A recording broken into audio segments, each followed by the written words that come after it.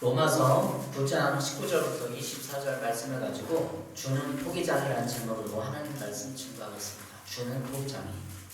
로마서 9장은 하나님의 주권에 대해서 기록을 하고 있습니다. 특별히 본문 19절부터는 구원에 있어서 선택의 정당성을 말해주고 있습니다. 어떤 사람은 하나님이 구원하고 어떤 사람은 구원하지 않느냐, 이런 것에 대해서 하나님이 구원의 정당성을 19절부터 얘기를 하고 있습니다.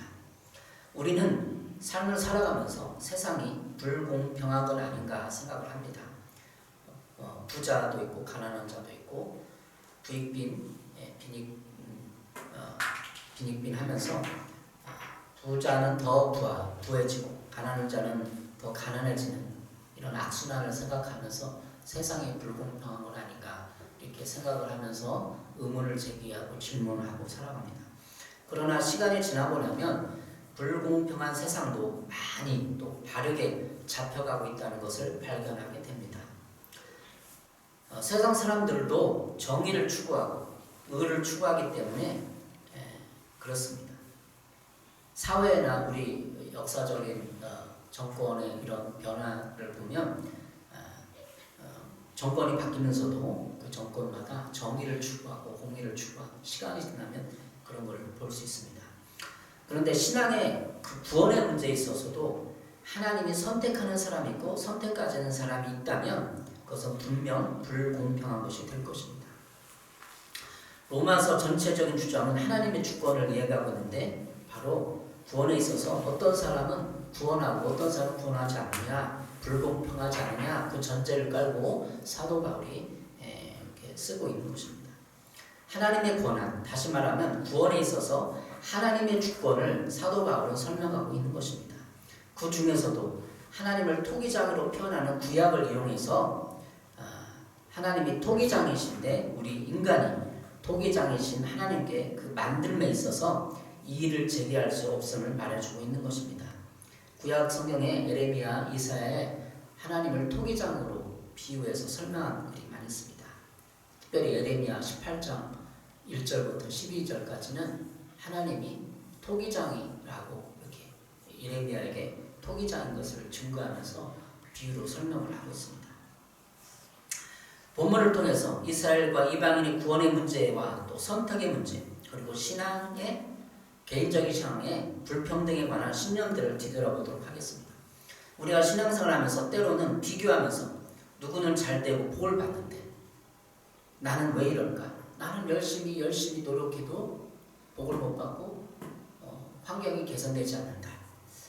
누구는 금수저고 누구는 흙수저인가? 여러분 어렸을 때부터 흙수저였습니까? 그래서 그런 불평등한, 불공정한 문제를 본문을 통해서 찾아보도록 하겠습니다.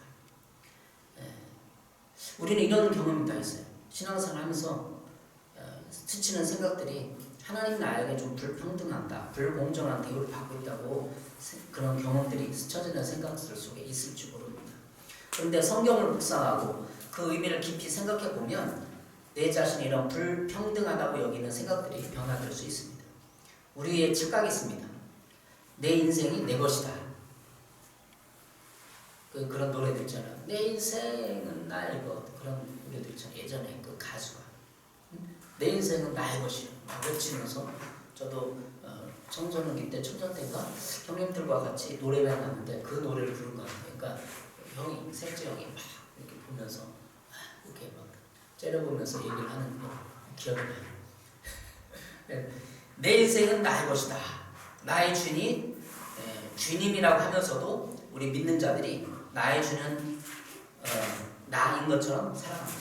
하나님이 주인이라고 하면서 내가 인생의 내 주인인 것처럼 살아가는 거예요. 왜 그렇죠? 내가 생각하고 계획하고 그 속에 하나님의 가치관, 하나님을 얻고 내가 그냥 신앙은 신앙이고 내가 이렇게 한 10년을 아파트를 살 거야. 뭐 저축을 하고 하나님 생각 없이 내가 열심히 돈 모아서 아파트 한 채를 장만하고 행복한 가정을 꿈꾸고 해외여행을 가고 그런 겁니다. 그게 내 인생에 내가 주인이 되어 있는 거예요. 물론 아파트 사고 해외여행 가지 말라는 것이 아니라 하나님 생각 없이 내가 내 인생을 끊임없이 계획하고 설계하고 고민하고 방황하는 게 내가 내 인생의 주인이 됐다는 거죠. 근데 성경은 토기장의 비를 통해서 우리의 인생과 삶이 주님의 손에 있는 것이라고 말하고 있습니다. 나의 인생과 나의 죽음도 하나님의 손에 있다는 것입니다. 예레미야 18장 6절입니다. 여호와의 말씀이니라. 이스라엘 족속아, 이 토기장이가 하는 것 같이 내가 능히 너에게 행하지 못하겠느냐. 이스라엘 족속아, 진흙이 토기장이의 손에 있음같이 너희가 내 손에 있느니라. 주는 토기장이, 나는 진흙. 주님이 토기장이를 하나님이 토기장이, 예전에 고대 사회는 다 흙으로 토기를 빚어 만들었는데 그 토기장이가 진흙을 이렇게 이겨서 쫙 돌아가는 통에 돌려서 만들잖아요. 근데 이 진흙이 하나님 손에, 토기장의 손에 있는데 이것을 하나님은 인생에 빗대어 비유하여서 우리 인간의 삶을 하나님의 손에 있는 진흙처럼 여기는 거죠. 예레미야 18장 6절에는 너희가 내 손에 있느니라. 우리 이 전쟁, 대전쟁, 하나님의 손에 있다는 것을 기억을 하면서 본문을 읽으면 됩니다. 그래서 내 인생의 성공과 실패, 또 부와 명예, 가치 있는 삶도 하나님의 손에 있는 것입니다. 인생을 해석할 때, 내 삶을 뒤돌아보고 사람의 어떤 삶을 생각할 때 이 대전쟁, 나는 하나님의 손에 진흙과 같다. 이걸 기준으로 해서 내 인생을 바라보고 해석하고 하면은 깨달아지고 진리를 이해할 수 있게 되는 것입니다. 토기장이신 하나님이 나를 통해 하시고자 하는 것은 무엇입니까? 내가 내 인생에 계획을 세우고 얼마나 이루었습니까? 복권이 당첨되면 무엇을 하겠습니까? 복권이 당첨되면 이렇게 하겠다. 뭐 어디에 투자하고 자산 사업을 하고, 이것도 내 계획이에요. 하나님, 나는 최소한 이런 인생을 살겠다. 이것이 내 계획이죠. 그러나 내 인생 계획 속에서 하나님은 어디 있는 거죠? 하나님이 나를 향한 계획은 무엇입니까? 오늘 본문에 살펴보면서 하나님이 토기장이다, 나는 진흙이다, 그 대전제를 깔고 인생을 하나님이 어떻게 섭리하시는지, 우리 인생을 어떻게 다루시는지, 우리 인간의 모든 삶에 어떻게 관여하고 나를 사랑하는지 살펴보도록 하겠습니다. 첫 번째, 오늘 본문에서 주는 토기장이에 대한 나를 향한 계획, 첫 번째는 하나님은 나를 책망하실 수 있는 분이라는 것입니다. 19절 20절입니다. 혹 내가 내게 말하기를 그러면 하나님이 어찌하여 허물하시느냐, 누가 그 뜻을 대적하느냐 하리니, 이 사람아, 내가 누구기에 감히 하나님께 반문하느냐. 지음을 받은 물건이 지은 자에게 어찌 나를 이같이 만들었느냐 말하겠느냐. 19절 20절입니다.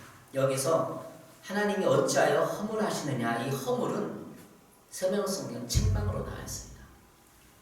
하나님이 어찌하여 책망하시느냐, 누가 그 뜻을 대적하느냐, 이런 뜻이에요. 여러분, 하나님은 우리를 향하여 허물, 다시 말하면 책망할 수 있는 분이에요.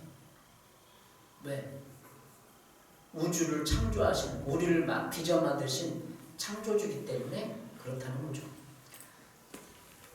사무엘하 7장 14절에는 나는 그에게 아버지가 되고 그는 내게 아들이 되리니 그가 만일 죄를 범하면 내가 사람의 매와 인생의 채찍으로 징계하려니와.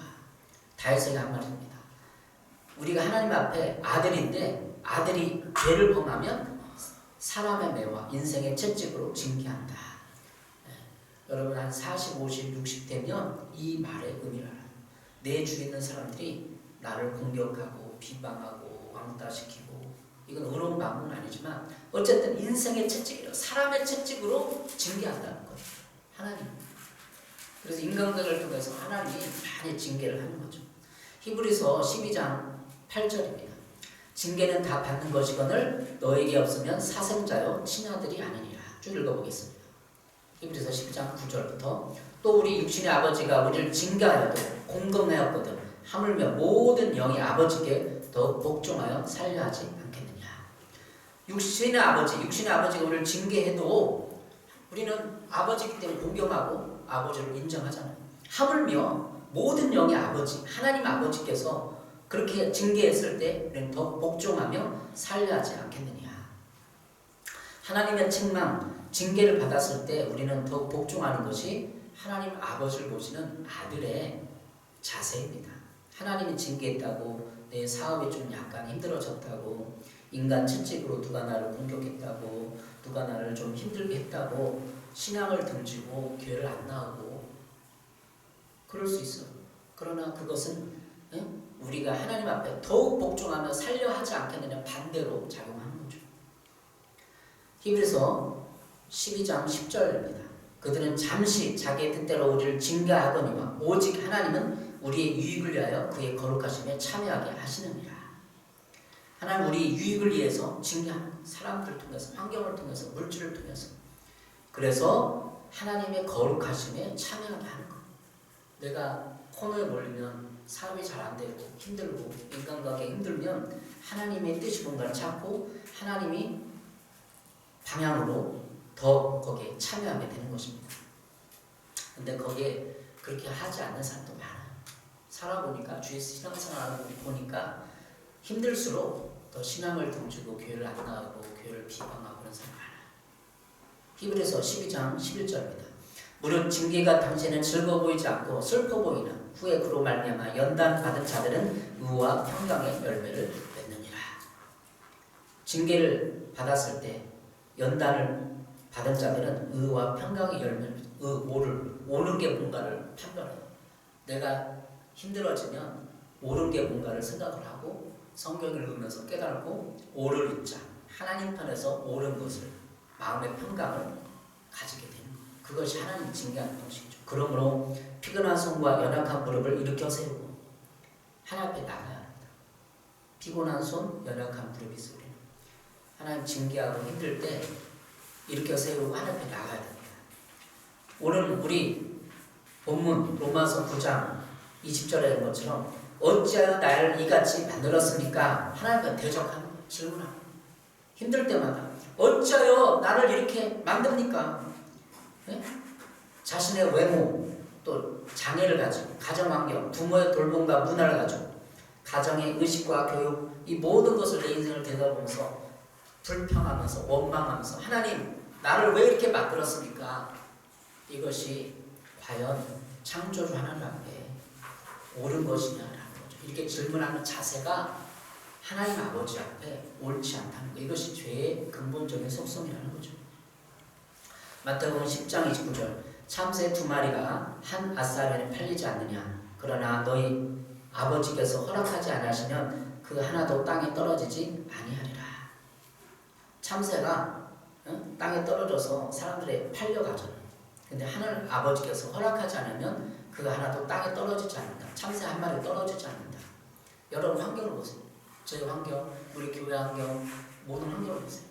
하나님이 허락하지 않으면 이루어지지 않는 거예요. 근데 그걸 원망하고 불평할 수 없다는 거죠. 모든 삶의 환경이 하나님이 허락하신 것입니다. 그것을 받아들여야만 신앙이 자라기 시작해요.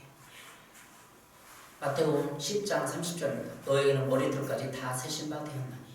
실제로 이건 비유인데 하나님의 머리털을 세고 있겠습니까? 그렇잖아요. 하나님은 할 일 없다 우리 머리털을 세고 있어요. 그만큼 우리 머리털 셀 때까지 세밀하게 나를 알고 있고 나의 모든 행동, 말, 내가 어디로 가고 어떻게 말하고 모든 사람을 만나고까지 다 알고 있다는 거예요. 비유가. 마태복음 10장 30절 두려워하지 말라 너희는 많은 참새보다 귀하니라. 그러니까 두려워하지 말고 신앙이 이 한 가지 사실을 내 삶에 받아들이고 깊이 묵상하고 하면 두려움이 없어져요. 하나님이 내 머리까지 세시는데 내가 오늘 용돈 없는 것까지 아는데 오늘 뭐 없는 것까지 아는데 두려워하는 건 하나님 인정하지 않는 거죠. 하나님은 나의 허물을 내놓고 다름받기를 원하십니다. 나의 잘못, 나의 실수, 내 책망받을 것까지 하나님은 꺼내놓기를 원하는 거예요. 하나님은 책망할 수 있다는 그 자체는 하나님이 그 허물을 도와주겠다는 거예요. 고쳐주겠다는 겁니다. 나의 허물을 부끄러워할 필요가 없습니다. 요한복음 10장 10절 도둑이 오는 것은 죽이고 멸망시키는 것뿐이요 내가 온 것은 양으로 생명을 얻게 하고 더 풍성히 얻게 하려는 것이다. 우리의 생명을, 영적 생명을, 육신적인 어떤 풍요로움을 더 풍성히 얻게 하려고 예수님이 이 땅에 오셨어요. 도둑질하고 죽이고 멸망시키는 마귀가 와서 하는 거예요. 하나님의 계획은 내가 생명을 얻게 하고 더 풍성히 얻게 하려는 것입니다. 본래 사람은 하나님과 사귀며 살도록 창조되었습니다. 그런데 사람은 자기 마음대로 살려고 했기 때문에 하나님과의 사귐이 끊어지고 말았습니다. 로마서 6장 13절 죄의 삭은 사망이요 하나님의 은사는 그리스도 예수 우리 주 안에는 영생이니라. 죄의 결과 아담과 하와가 선악과를 따먹고 그 죄의 결과 삭은 사망이라는 것. 이 사망은 영적 사망을 말하는 거예요. 하나님과 관계가 단절된 걸 말하는 것입니다. 로마서 5장 8절 우리가 아직 죄됐을 때 그리스도께서 우리를 위하여 죽으심으로 하나님께서 우리에 대한 자기의 사랑을 확증하셨느니라. 우리를 위하여 죽으심으로 하나님께서 우리에 대한 사랑을 확증했어요. 예수님이 십자가에 죽으심을 말미암아 우리를 위해서 죽어줬어요. 이것이 하나님이 우리를 사랑하시는 증거라는 거죠. 그래서 참새보다 귀하다. 참새도 한 마리도 하나님 허락하지 않으면 다 돌보고 보호하는 것처럼 우리를 보호해 줍니다. 여러분 두려워하거나 불안하지 마십시오. 하나님이 참새보다 귀한 우리를 돌보고 있어요. 인도하고 있어요. 지음을 받은 물건이 지은 자에게 어찌 이같이 만들었느냐 말할 수 있겠습니까? 어찌 나의 환경과 내 자신, 내 육체, 달란트를 이렇게 만들었습니까? 이것은 죄를 짓는 것입니다. 죄를 짓지 마시고 예수 그리스도를 영접하시고 죄의 문제를 해결하십시오.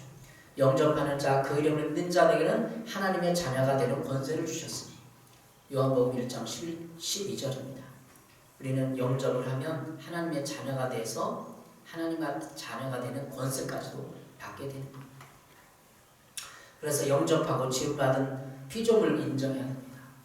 내가 내 인생을 계획할 수 없습니다.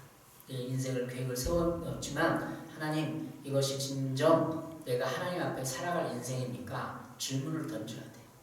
그리고 끊임없이 하나님 앞에 나와서 그걸 생각을 해봐야 돼. 내가 이렇게 사는 이런 직업을 갖는 것이 이렇게 살아가는 것이 하나님의 뜻에 맞습니까? 하나님 기쁘시하는 겁니까? 질문하면 내 생각 속에서 아이디어가 떠올라요. 이건 아니다.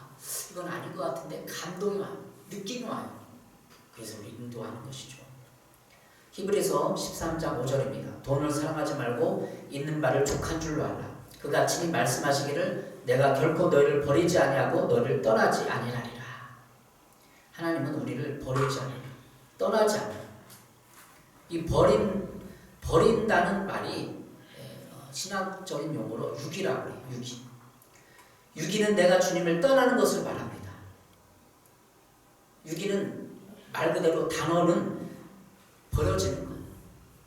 우리가 하나님 앞에 버려졌다고 힘들면 고통당하면 말하고 있잖아요, 여러분. 그러나 결론적으로 그는 자기가 하나님을 버림으로써 하나님을 버림받게 되는 거예요. 우리는 다 교회에 와서 구원을 받아요.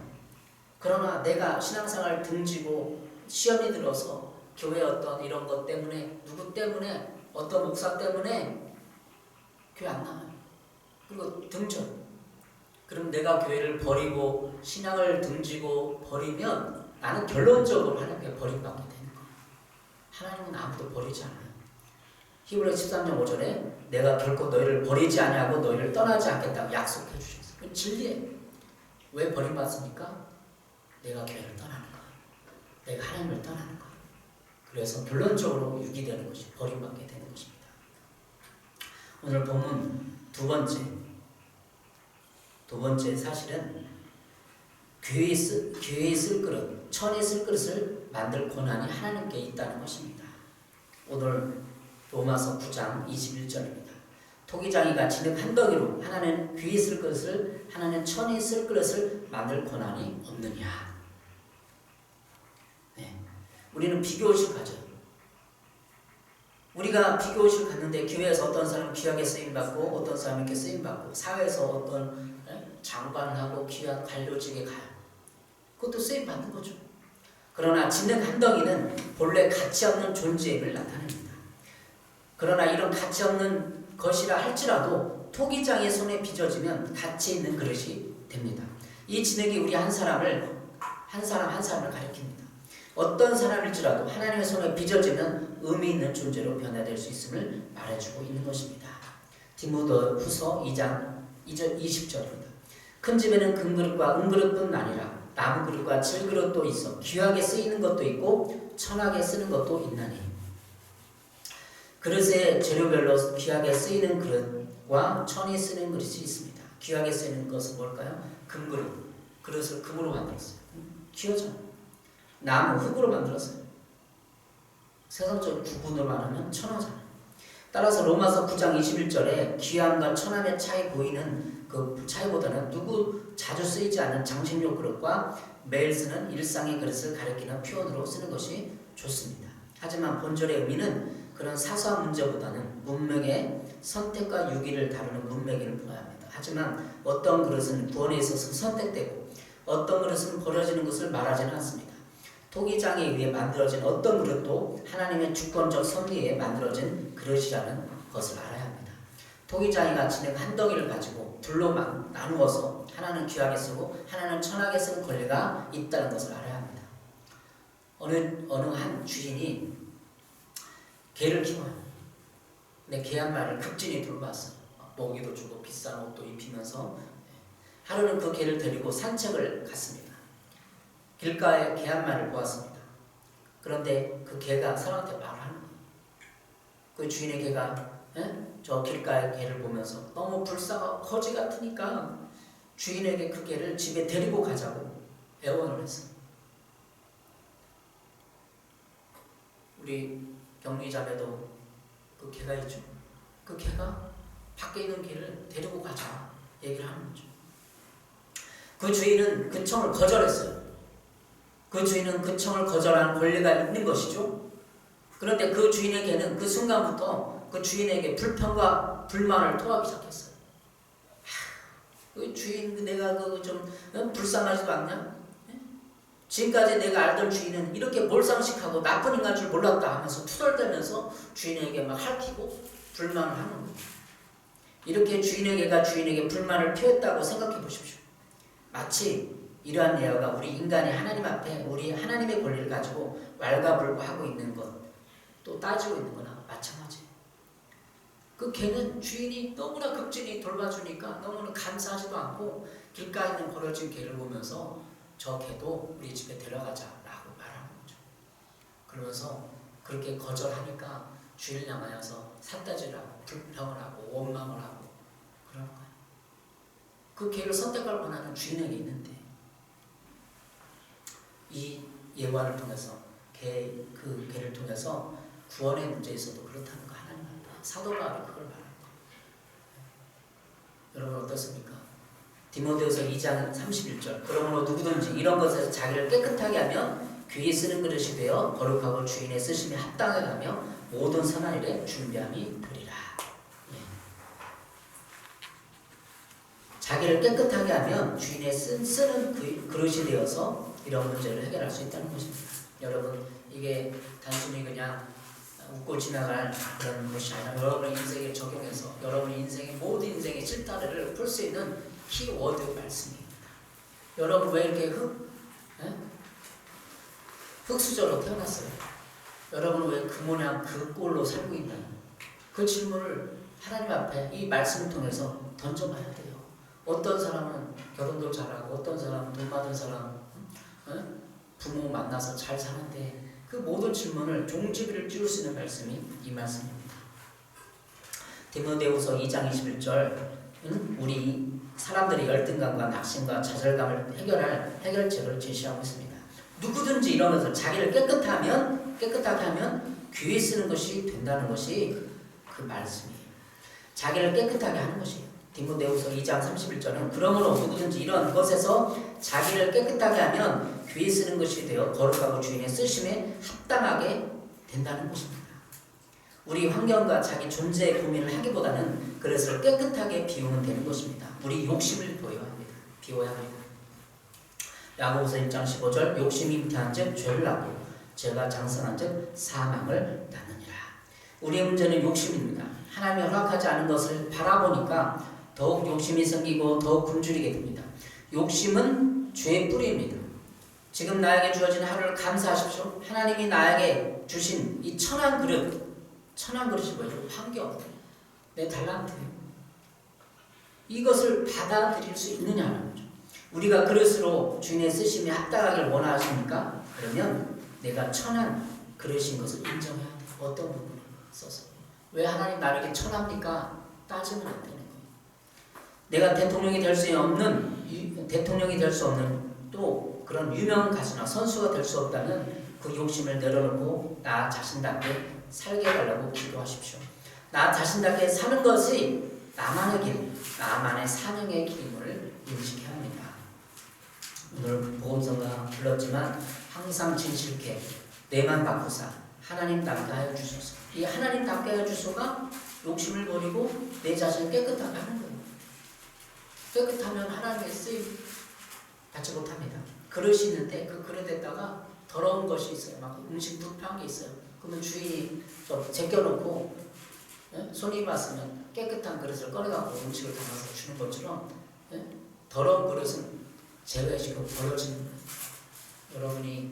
여러분 마음이 욕심과 내 모든 죄를 깨끗이 하면 주인이 가서 건져와서 쓰게 되는 것. 주는 토기장이 나는 치는. 고린도후서 5장 17절입니다. 그런즉 누구든지 그리스도 안에 있으면 새로운 피조물이라. 이전 것은 지나갔으니 보라 새 것이 되었도다.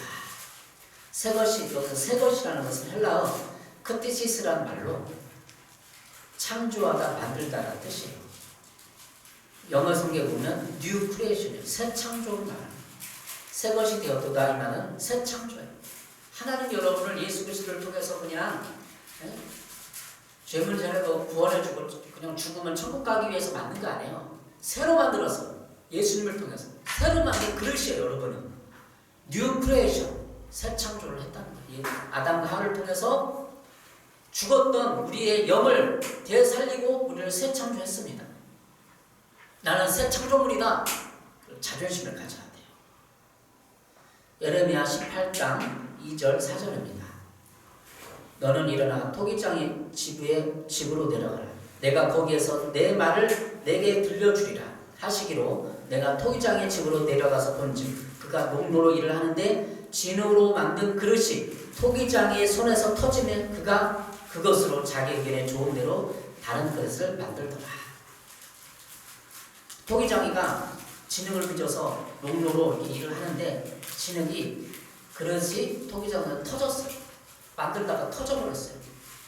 그러면 그 터진 그릇을 다시 쭈물러가지고 자기 의견에 다시 만든다는 거예요.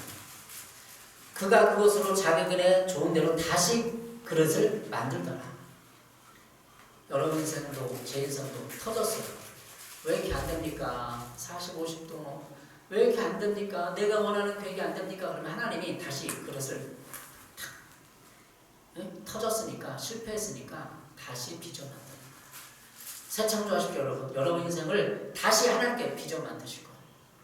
실패하거나 낙심했다고 난 버려졌다고 말하면 내가 버려진 것이 아니라 내가 하나님을 버린 것입니다. 죄를 선택하고 욕심을 선택했기 때문에 여러분의 인생이 터진 거예요. 욕심과 죄, 거역과 불순종, 실패와 낙심으로 토기의 장의 손에서 빚어 만들던 그릇이 터졌습니다. 이것이 우리 인생입니다.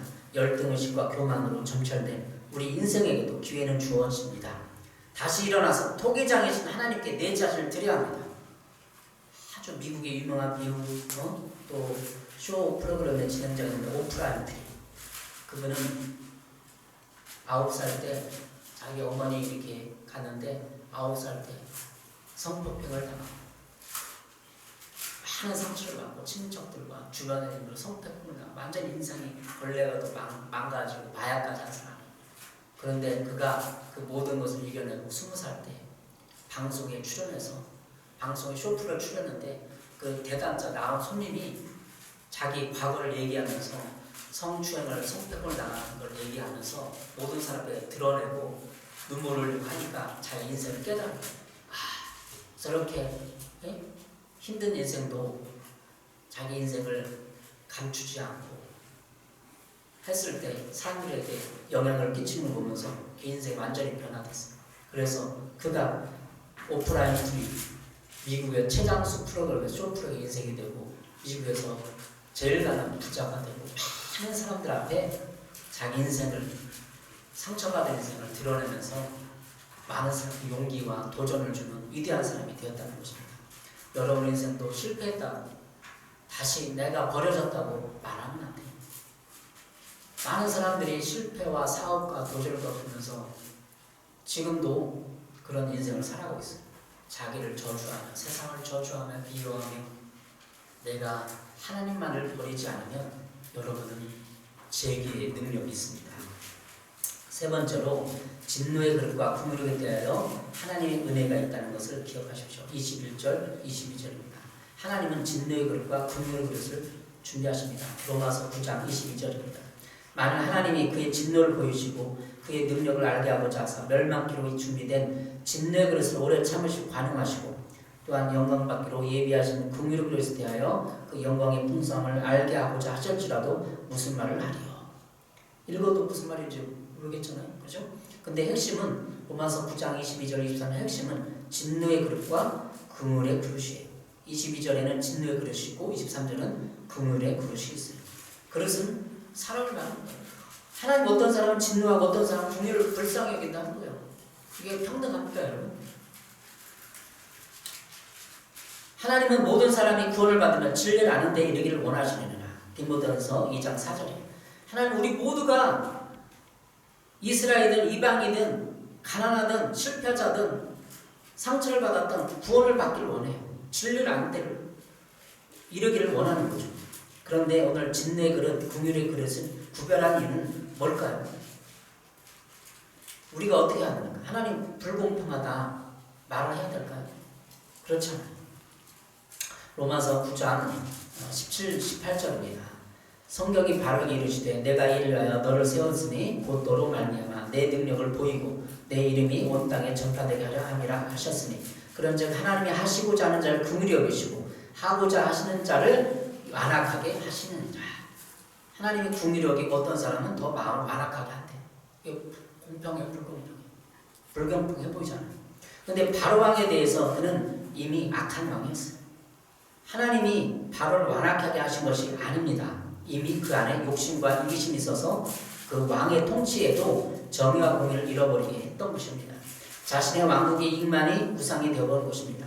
430년 동안 이스라엘 민족은 애굽의 산업과 생산을 위해서 일했는데도 바로왕은 마땅히 그것을 인정하지 않고 공의로 그것을 돌보려 하지 않았습니다. 바로왕은 날강도였어요. 왜? 이스라엘 민족은 400년 이상 노예로 지배하고 그 도움을 받았음에도 양심의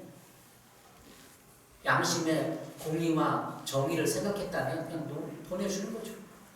물론 왕으로서 자기 노예를 그냥 보내주는 건 쉽지 않아요. 그러나 그 양심이 이기심을 버리고 가만히 생각해보면 역사를 생각하고 역사를 뒤져보고 했으면 이스라엘 민족을 보내줬을 것 같아요.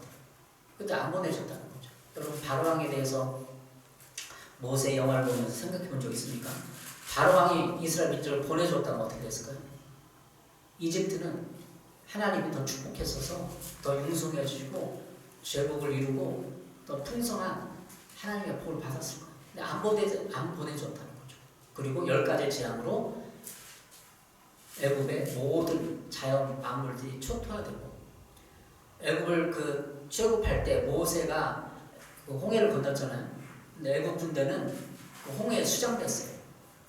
몇만 명이 수장됐는지 몰라요. 그 이후에 애굽이 이집트 나라가 국가의 모든 것을 잃어버렸어요. 군사력을 잃었죠. 남자의 생산력을 잃었잖아요. 그 이후로 제국에서 점점 가난한 나라가 되고 영향력을 잃게 되는 나라가 됐던 거죠. 바로왕을 보냈습니다. 하나님이 바로왕을 하고자 하신 자를 완악하겠습니까? 그가 마음이 완악했던 거 이미 악하고 이기심과 욕심 때문에 악의 도구로 완악하게 되어 악의 도구로 쓰임받게 되는 거예요. 우리 인생을 보겠습니다. 주위 사람들을 보십시오. 이기심과 욕심이 많은 사람들 보세요. 완악하게 돼요. 마음이 굳어서 탁탁하게 굳어서 완악하게 되는 거예요. 로마서 9장 13절입니다. 기록된 바 내가 야곱은 사랑하고 에서는 미워하였다 하신 바 같으니라. 하나님은 야곱은 사랑하고 에서는 미워하였다. 이 수순은 불공평하잖아요. 그러나 우리 주변의 사람들 보고 바로왕처럼 생각을 해보십시오. 우리 인생의 불공평의 문제를 다루고 있습니다. 하나님은 야곱을 사랑하고 에서는 미워하였다는 것을 불공평한 것이라고 생각하십니까? 분명 로마서 9장의 맥락에서 선택과 유기, 버려짐의 문제로 사용되고 있습니다. 미워한다는 의미는 덜 사랑한다는 의미로도 사용되지만 범죄한 자를 그대로 내버려 두는 하나님의 공로서 미워하는 상태인 유기를 표현하고 있는 말을 보여주고 있는 것입니다. 이 구절을 해석함에 있어서 야곱과 에서의 인생에서 어느 누가 더 죄인인가가 중요한 것이 아닙니다. 야곱이 더 죄인이에요? 에서가 더 죄인이에요? 성경 읽어보시면 야곱이 더 죄를 더 많이 졌어요. 왜? 사기쳤잖아. 형을 속이고 뭐하고 빼고 그랬잖아. 이들이 하나님 앞에 어떤 반응을 보였는가 중요합니다.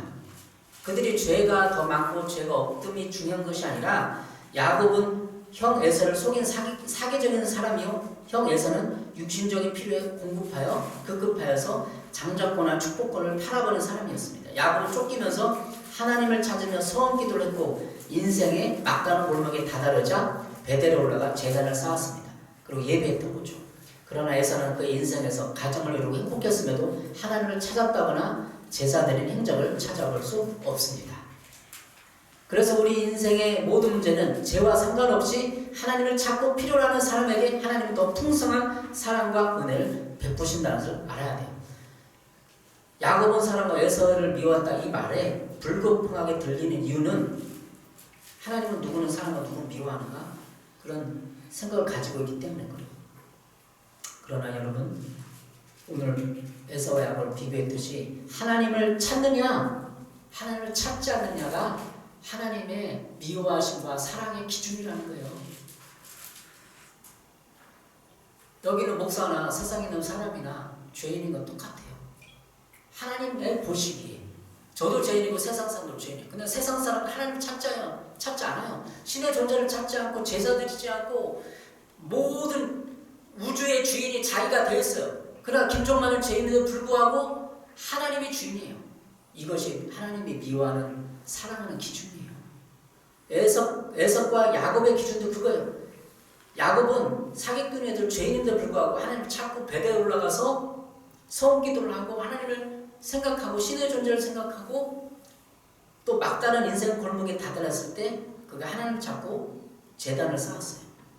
형 에서는 하나님의 존재를 안 찾은 거예요.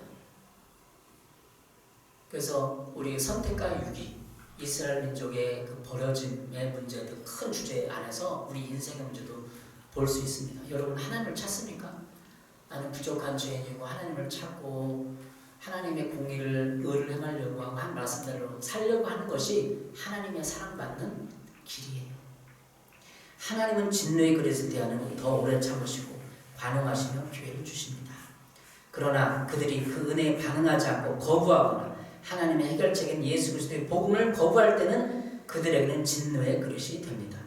에서의 미움은 죄의 미움이 아니라 그럼에도 불구하고 회개하지 않고 돌이키지 않고 하나님을 찾지 않는 것에 대한 미움입니다. 하나님을 미워한가? 미워하죠. 회개하지 않고 돌이키지 않고 하나님을 찾지 않는 사람 미워하죠. 그분의 그릇은 더 풍성한 은혜를 알기 원하시고 그 결과는 영광입니다. 오늘 너무나 이론적이고 너무 힘든 주제를 설명합니다. 그러나 이 진리를 가지고 제 인생에 여러분 인생에 적용해 보십시오. 하나님의 미움을 받고 있습니까? 사랑을 받고 있습니까? 왜 인생은 내 인생을 안 풀린다고 흑수저라고 원망과 불평을 내 남편은 왜 그러냐고 내 아내는 왜 그러냐고 끝없이 내 주변 사람들을 책임전가하고 원망하고 불평하고 이것은 하나님에 대한 주권에 대한 도전이요 그것이 죄라는 것입니다. 여러분의 인생을 받아들여 흑수저를 해석하지 마시고 내가 하나님의 사랑을 받기 위해서 에서처럼 행동하면 안 돼요. 야곱이 어떻게 보면 더 죄인이에요.